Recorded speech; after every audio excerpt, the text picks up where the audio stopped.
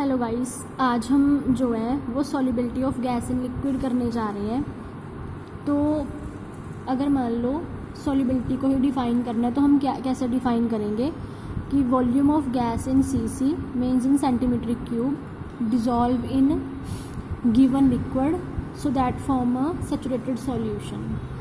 कि कितनी centimetre cube means कितने ml जो गैस है वो किसी भी गिवन लिक्विड में डिज़ोल्व हो सकती है ताकि उसका एक सैचुरेटेड सॉल्यूशन बन सके, वो उसकी होती है सॉल्युबिलिटी। इसके फैक्टर्स जो हैं 3 फैक्टर हैं, temperature, nature of solute and solvent and pressure. आज हम प्रेशर डिस्कस करेंगे। प्रेशर जो है वो मोस्ट इम्पॉर्टेंट टॉपिक है फॉर +2 क्लास के लिए, तो एग्जामिनेशन पॉइंट ऑफ व्यू से भी। फर्स्ट जो है, आप सभी को पता है जो गैस है इट इज़ हाईली कंप्रेसिबल, ये दबाई जा सकती है। At low temperature and high pressure gas liquefy हो जाती है, वो अपनी स्टेट को चेंज कर लेती है। तो इसी पे बेस्ड फर्स्ट हमारे पास आ रहा है एक हेनरी लॉ है। हेनरी लॉ हमें क्या बताता है? हेनरी लॉ हमें बताता है कि जो मास ऑफ गैस है वो डायरेक्टली प्रोपोर्शनल टू प्रेशर है।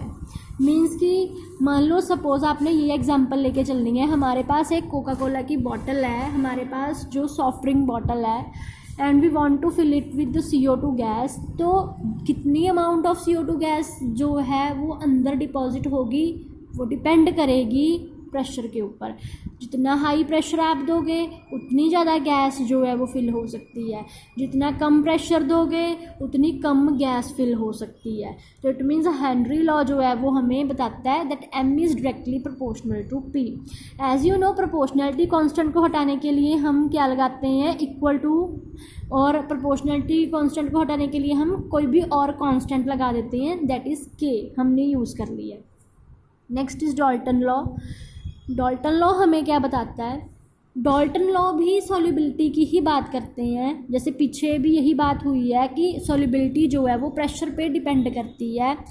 तो डाल्टन लॉ हमें ये बताते हैं कि अगर सपोज़ करो हमारे पास नंबर ऑफ़ गैसेस हैं तो हर एक गैस की जो सॉल्युबिलिटी है वो भी प्रेशर पे ही डिपेंड करती है। तो अब उन्होंने उस सॉल्युबिलिटी को कैसे रिप्रेजेंट किया है? They use term X, mole fraction को उन्होंने सॉल्युबिलिटी से रिप्रेजेंट किया, जिसे हम X बोलते हैं, जिसे हम मोल फ्रैक्शन बोलते हैं। तो इसे हम ऐसे भी समझ सकते हैं कि मान लो हमारा ये जो है वो पूरा ब्रह्मांड है, इसमें हमारे यूनिवर्स में नंबर ऑफ़ गैसेस हैं। तो ये गैसेस क्या करती हैं? ये हमारे ऊपर एक एटमॉस्फेरिक प्रेशर इम्पार्ट करती हैं। तो हमारे ऊपर जो एटमॉस्फेरिक प्रेशर जो पड़ रहा है वो डाल्टन लॉ के अकॉर्डिंग हम ये बोल सकते हैं हर एक गैस की अपनी एक मोल फ्रैक्शन है, अपनी एक क्वांटिटी है। तो जो गैस जितनी ज़्यादा होगी इट मीन्स जिस गैस के ज़्यादा मोल्स होंगे, जिसके ज़्यादा मॉलिक्यूल्स होंगे, वो उतना प्रेशर ज़्यादा इम्पार्ट करेगी।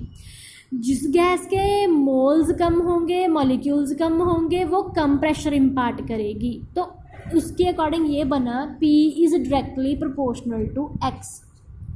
X क्या है? Mole fraction. P क्या है? प्रेशर। तो उन्होंने अब इस मोल फ्रैक्शन टर्म को ये भी ले लिया कि ये हमें सॉल्युबिलिटी ऑफ गैस के रिगार्डिंग बता रही है कि कितनी गैस सॉल्युबल है वो प्रेशर पे डिपेंड करती है। वो हमारे पास जो कितनी गैस है मीन्स उसके जितने मोल्स हैं, हमने ये ले लिया। तो X represent solubility also, X represent mole fraction also. Next हमने क्या किया? अब रिलेशन आता है डाल्टन लॉ और हेनरी लॉ का, ठीक है। Means represent Henry constant in term of Dalton law. तो अब जो सॉल्युबिलिटी है वो डिपेंड प्रेशर पे करती है, या फिर मोल फ्रैक्शन जितने होंगे उतना ही प्रेशर इम्पार्ट होगा। तो अब हमने प्रोपोर्शनलिटी को हटाने के लिए कांस्टेंट K लगा दिया। अब हमने P प्रेशर की वैल्यू फाइंड करनी है तो 1/K चला गया।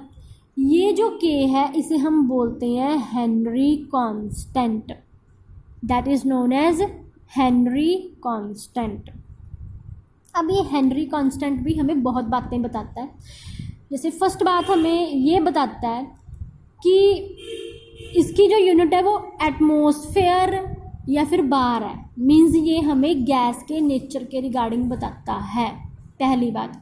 इसकी जो यूनिट है उससे हमें गैस के बारे में पता चलता है, that it is a gas at what pressure.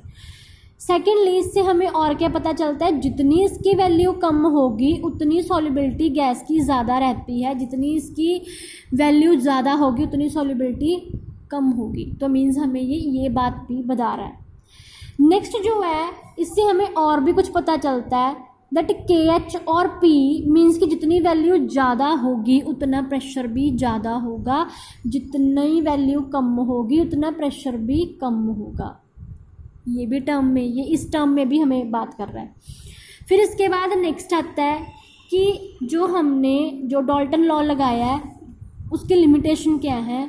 उसकी लिमिटेशन पहले तो ये है, हाई प्रेशर पे यूज़ नहीं होगा, लो टेम्परेचर पे यूज़ नहीं होगी, गैस इनर्टी लो, ऐसी गैस मत लेना जो कोई भी न्यू केमिकल कंपाउंड बना दे, जो एसोसिएशन या डिसोसिएशन कर दे, और गैस जो है वो हाईली सॉल्यूबल भी ना हो, डिज़ोल्व ना हो, ऐसा ना हो वो लिक्विड में मिक्स होकर कोई न्यू केमिकल रिएक्शन प्रोसीड कर दे। तो इन बातों का ध्यान रखें। If these are not there then Henry law जो है वो आपका एप्लीकेबल है।